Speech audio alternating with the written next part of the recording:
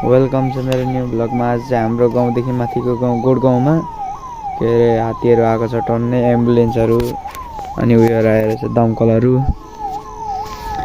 त्यो माथि उयो आगो लागेको पनि छ, आगो लागेर छ पुरै के अरे हात्ती खेदाउनलाई। पुरै आलु बम पड्काएको छ त्यहाँ माथि चाहिँ। यहाँ पर पनि आउँछ भनेर आगो बालिरहेछ, त्यहाँ पर आगो बालिरहेछ।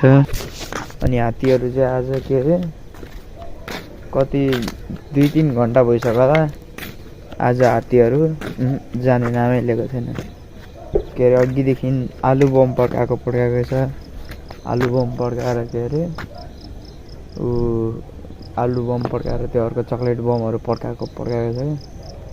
हात्तीहरू हल्लिने नाम लिएको छैन त्यहाँबाट। पछिदेखि माथि गोडगाउँको उयो गोडगाउँको चोकैमा चाहिँ हात्ती आएकै छ अरे क्या। यतिखेर रातिको कति बजिरहेछ भने 9 बजिरहेछ।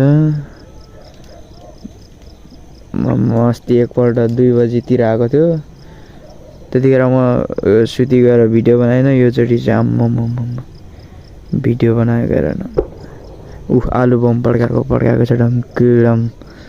आलु बम त के भन्नु र।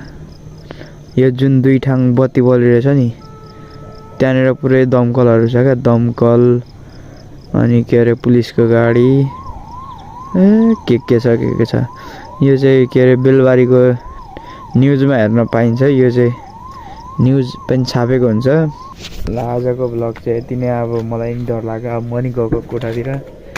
मलाई नि हात्तीले आएर फेरि पारे फेरि। अब चाहिँ म पनि गएको रुमतिर।